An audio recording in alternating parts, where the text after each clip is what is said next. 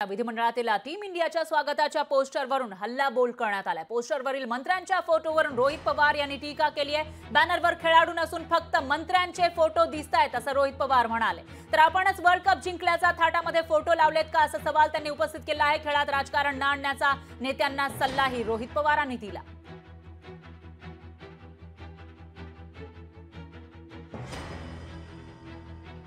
ज्या खेळाडूंनी आपल्याला वर्ल्ड कप दिला त्या खेळाडूंचा फोटो जर बॅनरवर लावला जात नसेल आणि टीम इंडियाली जो वर्ल्ड कप जिंकला याच्यामध्ये महाराष्ट्र सरकारमध्ये असणाऱ्या नेत्यांना जर वाटत असेल की त्यांचा सुद्धा त्याच्यामध्ये वाटा आहे म्हणून त्यांचे फोटो इथं लावले जात असतील, हे हास्यास्पद आहे।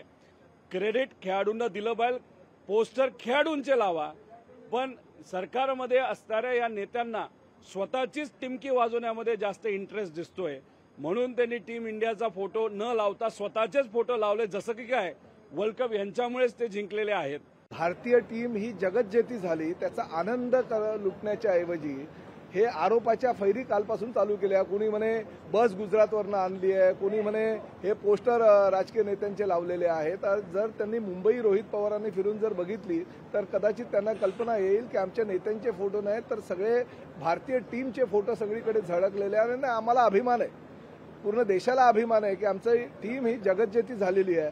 अशा वेळेस राजकारण करायचं त्या जितेंद्र आव्हाडांना कल्पना नाही का 2007 साली त्या बसच्या टपावर कुठल्या बसच्या टपावर जितेंद्र आव्हाड फिरत होते आणि जगज्जेतीच्या टीमचं स्वागत करत होते? मला सांगा 2011 साली त्यांनी काय केलं?